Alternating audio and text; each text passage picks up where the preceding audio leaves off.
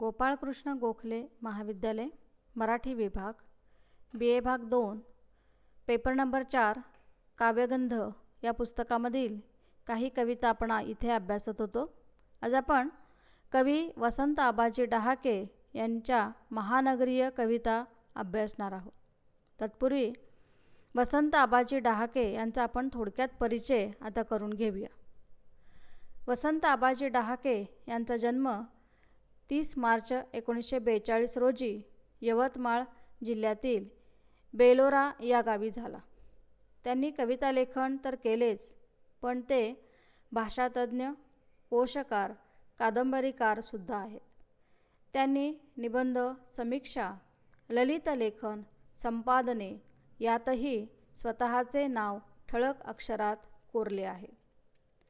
1960 पासून ते कविता लेखन करत आहेत, पण 1966च्या मे महिन्याच्या सत्यकथा मासिकात त्यांची योगभ्रष्ट ही कविता प्रसिद्ध झाली आणि ते प्रसिद्धीच्या झोतात आले.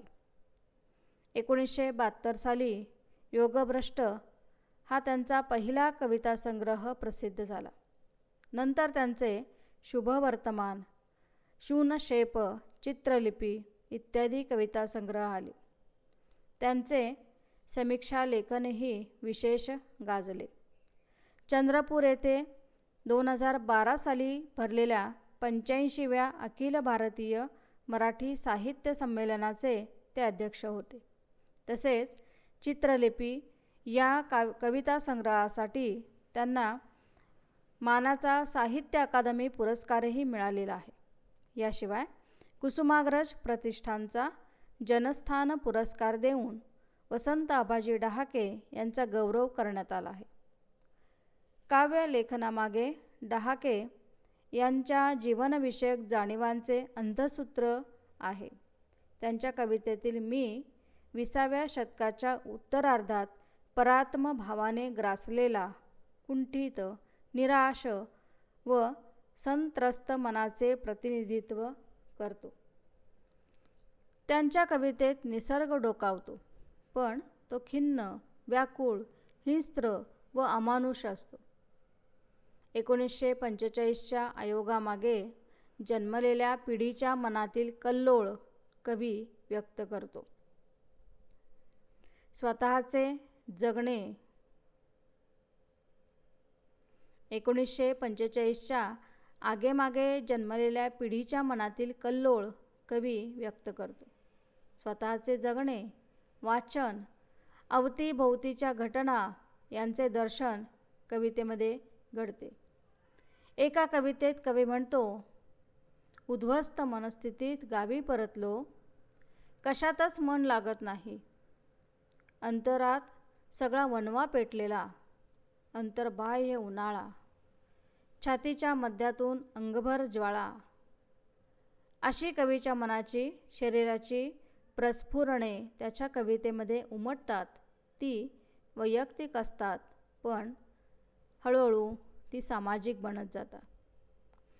त्यांच्या या काव्यसंग्रहामधील पुतळे नावाची कविता आता आपण इथे अभ्यासणार आहोत. या कवितेत ते म्हणतात, या पुतळ्यांना काहीच कळत नसतं. तुम्ही उभे केले की ते उभे राहतात. तुम्ही खाली ओढलं की ते खाली येतात.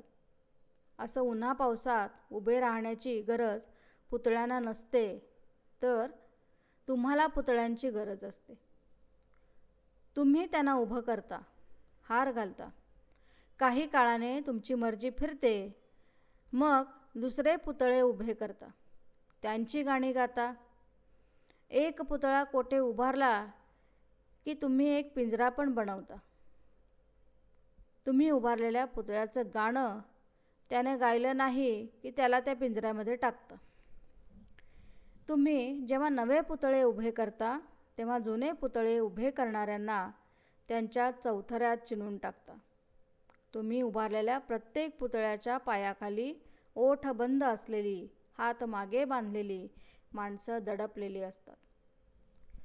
जेव्हा एखादा पुतळा खाली उतरवता, तेव्हा त्या भग्न अवशेषांमधून हे समजतं, आपल्या वाट्याला लाल फुले येतील असं म्हणत वाट बघणाऱ्यांच्या वाट्यास हिराक, कवट्या, हाडं येतात. आपल्या वाट्याला लाल फुले येतील असं म्हणत वाट बघणाऱ्यांच्या वाट्याला हिराक, कवट्या, हाडं येतात. पुतळे कोसळून चौथरे नष्ट झाले नसते तर हेही कळलं नसतं. कवी डहाके यांनी एका महत्त्वाच्या विषयाला या पुतळे कवितेतून वाचा फोडली आहे. महामानवांच्या कार्याचे स्मरण व्हावे, पुढच्या पिढीला प्रेरणा मिळावी म्हणून आपण पुतळे उभे करतो. पण हे पुतळे ही त्या त्या समाजाची वैचारिक, सामाजिक, सांस्कृतिक व राजकीय प्रतीके असतात. गेली काही वर्षे उभे असलेले पुतळे पाडायचे एक विकृत राजकारण सुरू झाले आहे. या विकृतीवर डहाके यांची ही कविता बोट ठेवते. पुतळ्याच्या राजकारणाकडे लक्ष वेधते. पुतळे या कवितेच्या निमित्तानं थोडीशी माहिती आपण आता बघूया. अफगाणिस्तानातील बामियान या शहराजवळ 2 प्राचीन बुद्ध मूर्ती होत्या. त्यापैकी लहान मूर्ती इसवी सन 507 मध्ये तर मोठी बुद्ध मूर्ती इसवी सन 554 मध्ये उभारण्यात आली होती. दोन्ही मूर्ती डोंगरात कोरण्यात आल्या होत्या. UN संघ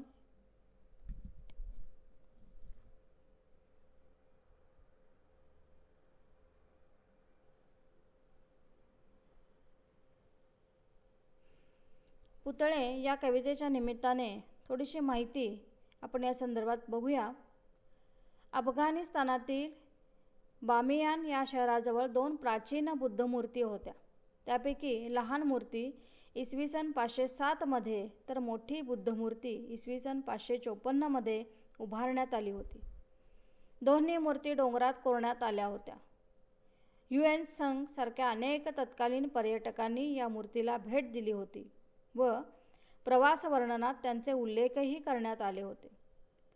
या मूर्ती फोडण्याचा प्रयत्न अहमद शाह अब्दालीसह अनेक आक्रमकांनी केला, पण फार उंचीवर असल्याने ते शक्य झाले नाही. मार्च 2001 मध्ये जिहादी संस्था तालिबानचा मुल्ला मोहम्मद उमर याच्या सांगण्यावरून या मूर्ती डायनामाईट लावून उडवण्यात आल्या. जगातील भव्य बुद्धमूर्तींपैकी या मूर्ती होत्या. या घटनेचा जागतिक स्तरावरून निषेधही करण्यात आला.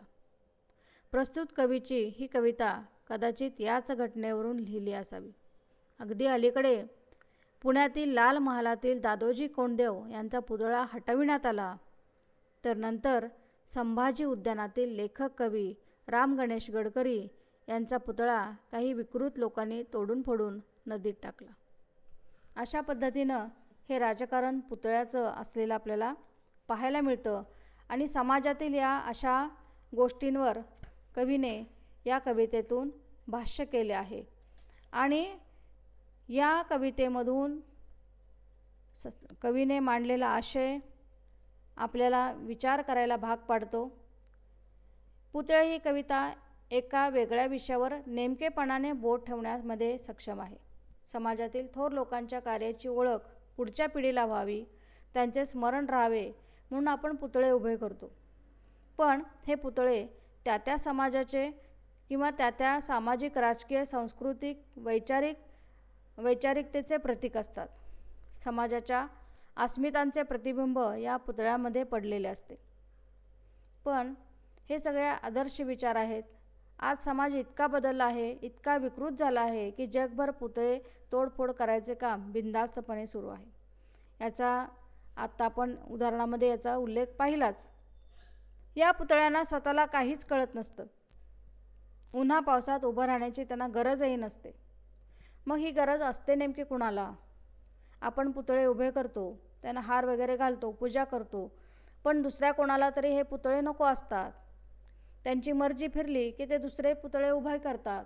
कवी एका ठिकाणी असं म्हणतो, एक पुतळा उभारला की तुम्ही एक पिंजरा तयार करता आणि तुम्ही उभारलेल्या पुतळ्यांचं गाणं जे गात नाहीत त्यांना त्यात टाकता. म्हणजे आपल्या विचारांना विरोध झालेला कोणालाच चालत नाही. लगेच पिंजरे तुरुंग तयारच असतात. या पुतळ्यांच्या पायाखाली जे चौथरे असतात त्यात बंद ओठांची व हात बांधलेली माणसेच दडपलेली असतात. त्यांचे विचार दडपलेले असतात. कोणाला तरी कमी लेखायला, स्वतःचे वर्चस्व निर्माण करायला काही पुतळे उभे केले जातात. हे पुतळे प्रतीकांच्या लढाईचे बळी ठरतात व दुसरे पुतळे उभारताना पहिले पुतळे खाली खेचले जातात. प्रत्येक पुतळ्याच्या निर्मितीमागे इतिहास दडपला जातो. आज जगभर पुतळे उभे करून त्यामागे एक राजकारण खेळणे, सांस्कृतिक संघर्ष करणे ही स्थिती आज सुरू आहे. याकडे ही कविता नक्कीच आपले लक्ष वेधते.